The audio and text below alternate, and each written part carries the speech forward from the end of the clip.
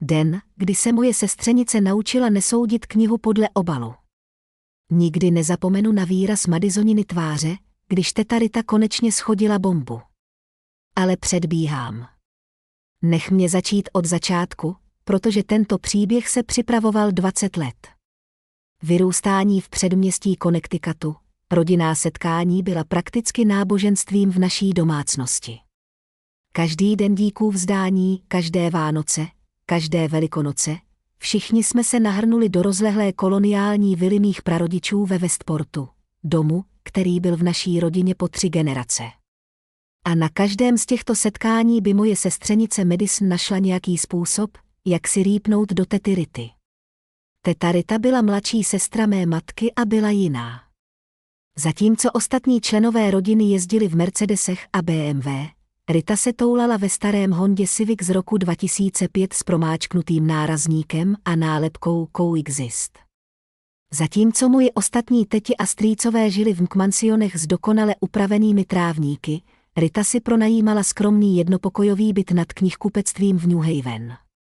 Nosila stejnou rotaci cardiganů a rozumných bot, nábožensky stříhala kupóny a její představa o luxusním večeru byla speciální nabídka pro ranní ptáky v místním bistru.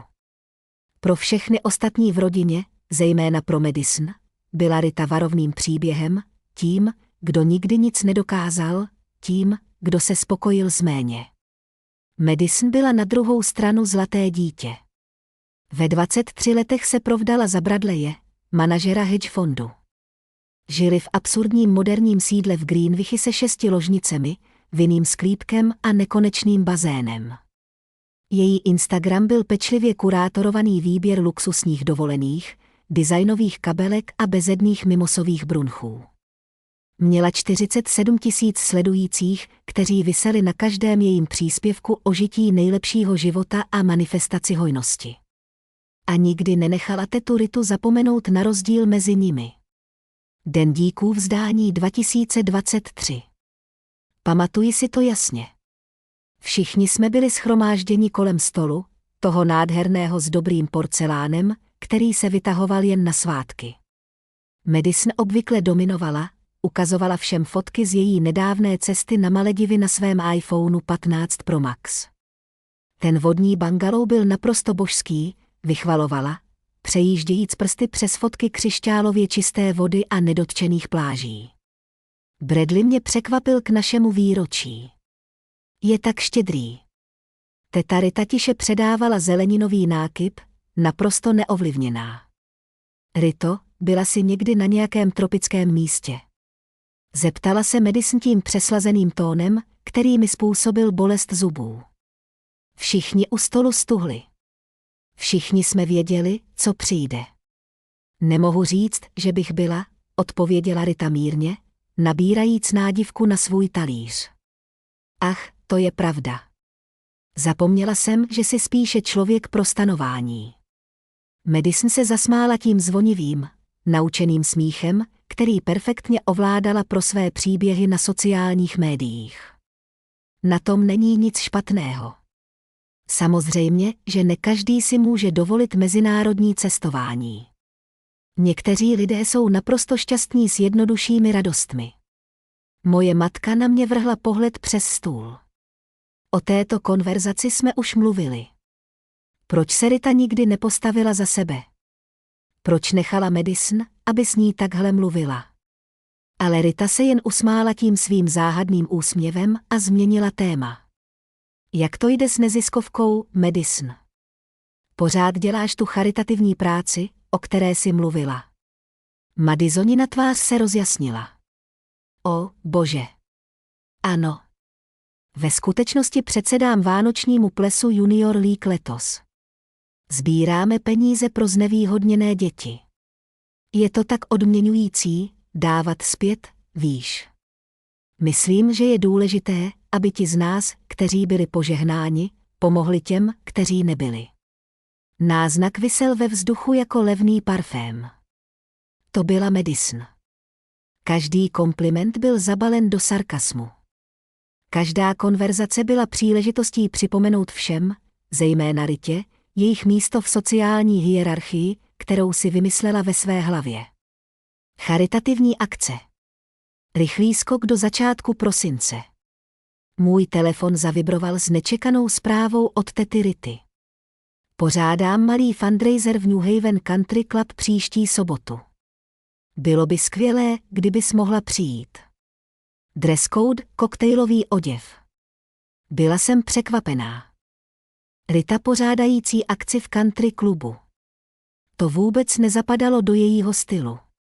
Country club byl místem, kde lidé jako Madison pořádali své akce. Netichá, šetrná Rita, která kupovala své oblečení v T.J. Maxxu. Zvědavost mě přemohla, a tak jsem potvrdila účast. Ano. Když jsem to řekla své matce, vypadala stejně zmateně. Rito, děláš co? Madison byla předvídatelně šokována, když obdržela svou pozvánku. Okamžitě zavolala mé matce a já jsem slyšela její hlas přes telefon z druhého konce místnosti. Je to nějaký vtip? Rita si přece nemůže dovolit country club. Vyhrála snad loterii nebo co? Ale Madison, jako vždy, nemohla odolat příležitosti. Půjdu. Slyšela jsem, jak říká, že někdo musí zajistit, aby se nestrapnila. Následující sobotu jsem přijela k New Haven Country Club ve svém skromném Subaru, už jsem se cítila jako ryba na suchu mezi Teslami a Range Rovery na parkovišti. Budova samotná byla plná elegance starého bohatství, bílé sloupy, dokonale zastřižené keře a ten vzduch exkluzivity, který přichází pouze s 5místným členským poplatkem. Uvnitř byl sál přeměněn. Měkké osvětlení, elegantní květinové aranžmá, smyčcový kvartet hrající v rohu. To nebyl nějaký potlak v kostele. Toto byla legitimní akce vysoké společnosti. A tam stála teta Rita blízko vstupu v jednoduchých, ale elegantních námořnických šatech, s opravdovou vřelostí vítající hosty. Přišla si, zářila, vtáhla mě do obětí. Děkuji ti moc, že jsi přišla, Rito. Co to všechno je? Jen malý fundraiser pro vzdělávací křídlo dětské nemocnice. Nic zvláštního. Nic zvláštního. Rozhlédla jsem se po místnosti plné lidí v designovém oblečení, číšníci kolující s šampaňským a kanapkami, stoly s tichou aukcí naložené luxusními předměty. Tehdy vstoupila Madison. Byla oblečená do něčeho extravagantního, jasně se snažila všechny oslnit. The understanding either. I wanted you all to know that while my life may seem simple, it has been filled with purpose and intention. The room was silent, processing the impact of her words. Madison's expression shifted from shock to a mix of anger and confusion. I could see the wheels turning in her mind, trying to reconcile the image she had of Aunt Rita with this new reality. So, Rita concluded, thank you for being here and for your support. I hope to continue making a difference in our community. As she sat down, the applause erupted, but I could still feel the tension in the air, especially from Madison, who looked like she was about to explode. Společenského postavení, které se nedá koupit. A já jsem si uvědomil, že skutečné bohatství není o tom, co máte, ale o tom, kým jste, když na vás nikdo nedohlíží. Když není nic, co byste museli dokazovat. Když se příběhy na Instagramu zastaví a zůstáváte sami se sebou. Teta Rita mě naučila, že pokora není o tom, že se zmenšujete. Je o tom, že nepotřebujete se zvětšovat. Je o tom být tak bezpečný ve své identitě, že názor jiného člověka se stává jen hlukem. Naučila mě, že ti nejmocnější lidé jsou často ti nejtižší, protože nemají co dokazovat. A Madison, svým bolestivým způsobem, mě naučila, že arogance je obvykle jen strach oblečený v drahých botách. Když soudíme ostatní přísně, často jen promítáme své vlastní nejistoty na ně. Minulý týden jsem projížděl kolem Tesly s registrační značkou, která říkala požehnaný. A přemýšlel jsem o starých instagramových popiscích Madison o tom, jak je požehnaná a jak manifestuje hojnost. A uvědomil jsem si, že teta Rita byla celou dobu ta požehnaná. Požehnaná perspektivou, s cílem, s tím druhem postavení, které se nedá koupit. Mír, který si peníze nekoupí, ale dává penězům smysl, když je máš. Rita mi jednou řekla, nejlepší maskování pro velké bohatství je velká pokora. A nejlepší využití velkého bohatství je velký cíl. Ježto je živým důkazem. Co se mě týče, stále jezdím svým Subaruem, stále pracuji ve své běžné práci, stále se snažím pochopit své místo ve světě. Ale teď už vím, že úspěch se neměří podle sledujících nebo čtverečních metrů či toho, co máš zaparkováno na příjezdové cestě. Měří se podle toho, jak se chováš k lidem kolem sebe, zejména k těm, o kterých si myslíš, že ti nemají co nabídnout.